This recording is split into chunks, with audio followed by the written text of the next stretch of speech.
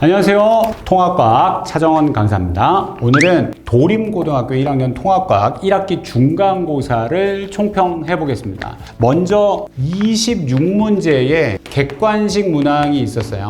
객관식으로만 26문제. 작년에도 이랬죠. 똑같이 계속 이렇게 내고 있습니다.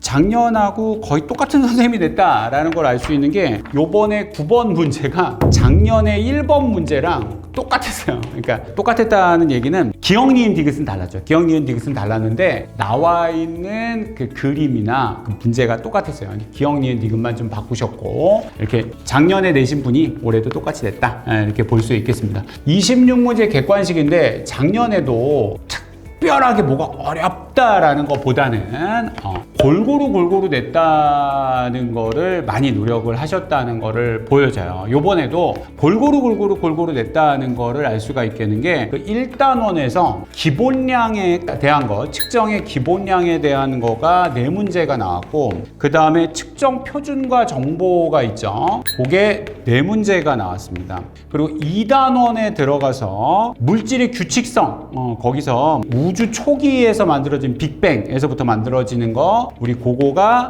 2문제가 나왔고 그리고 별하고 태양에서부터 만들어지는 거 있죠. 그래서 별에 대한 얘기 그거 3문제가 나왔습니다. 그리고 2단원에서 주기율표하고 화학결합 있잖아요. 그래서 거기 주기율표 2단원에서 주기율표에 대한 거 2단원이 크게 이렇게 2가지로 나눠지죠. 주기율표에 대한 거 2문제 나왔고 그 다음에 화학결합이 우리가 7문제가 나왔습니다. 화학결합에서 이제 많이 나왔죠. 많이 나왔는데 여기가 어렵잖아요. 사실은 여기가 어려운데 많이 나왔습니다만 그렇게 뭐 어렵게 꽈서 뭐 이런 거는 나오지 않았어요. 이런 건 나오지 않았고 그 다음에 지각과 생명체에 대한 거 있죠. 그리고 그 전기적 성질에 대한 건 아예 이번 시험 범위가 아니었죠. 대신에 3단원으로 넘어갔죠. 3단원으로 넘어가서 3단원 맨 앞에 있는 지구 시스템의 구성과 상호작용에 대한 게 거기가 4문제가 나왔습니다. 이렇게 해서 26문제를 이렇게 해서 골고루 냈습니다. 그 1학기 중간고사를 보시고 조금 힘들어 하셨던 분들에 대한 얘기를 하는 거야.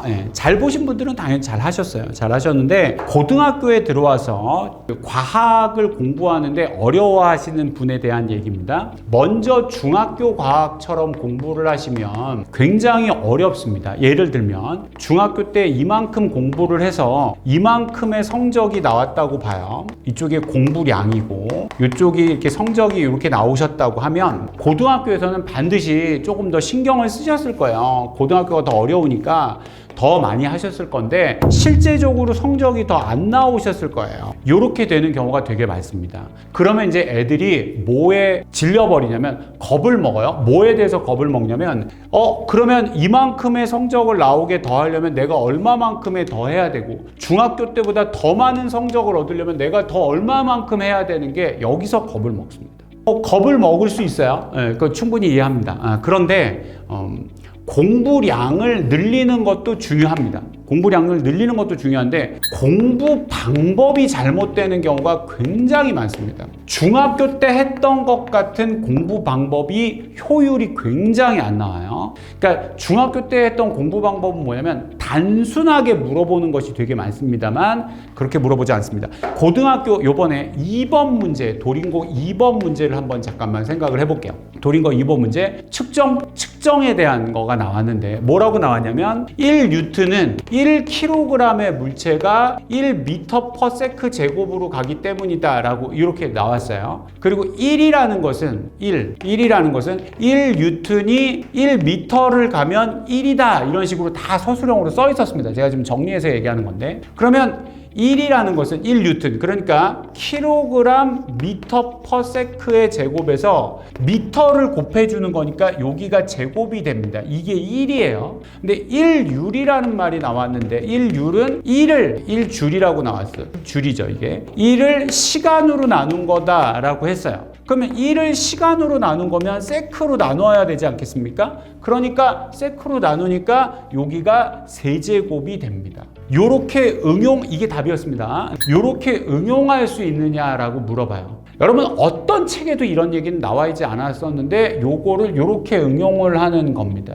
그러니까 이런 것들을 원리를 알면 우리는 응용을 해서 낼 거니까 너는 그걸 따라올 수 있니를 물어보는 게 전형적인 고등학교 과학입니다. 그러니까 지식이 있어야 돼요. 이건 공부량에서 나오겠죠? 근데 지식을 얼마만큼 응용할 수 있느냐를 물어봐요. 선생님 응용할 수 있는 것도 다 외우면 되잖아요. 물론 그렇게 하면 되긴 하는데 여러분 그거는 너무나 어렵고 응용을 할 수 있는 문제들을 응용 문제들을 좀 풀어보셔야 됩니다. 그래서 이런 것들을 이렇게 따라갔을 때 이렇게 할 수 있냐, 전혀 어렵지 않은 문제였는데 이 말을 따라가면서 할 수 있냐는 거가 중학교 공부 방법으로는 전체적으로 따라갈 수가 없는 그런 문제가 되겠습니다. 그래서 여기 1단원에서 문제가 좀 되게 많이 나왔어요. 1단원에서 8문제가 나왔을 때 그 2번하고 5번도 저는 조금 문제는 있다고 보는데 보기 구성으로 충분히 풀 수 있다고 생각을 합니다. 그 다음에 6, 7, 8 뭐 전혀 어렵진 않았었는데 여기서 틀리면 안 되겠죠. 그래서 다시 한번 말씀드리는데 공부량을 늘리는 거 중요합니다. 그런데 거기에 플러스 공부 방법을 좀 바꾸셔야 됩니다. 고등학교 과학, 중학교 공부하듯이 하면 안 된다. 응용에 대한 노력과 응용에 대한 생각을 좀 더 해보셔야 되겠습니다.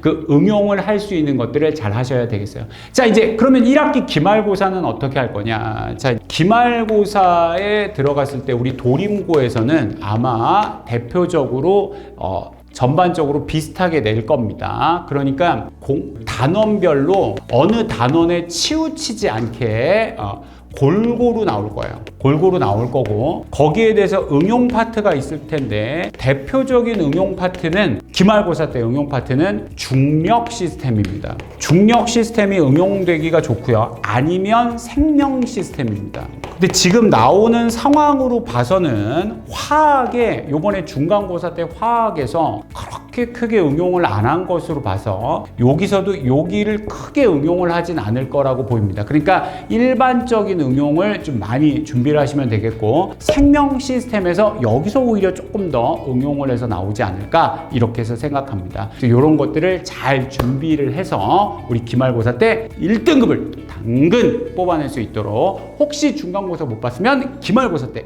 다 치고 올라갈 수 있도록 차정원 선생님이 최대한 도와주겠습니다. 여러분 같이 한번 1등급을 만들어 봐요.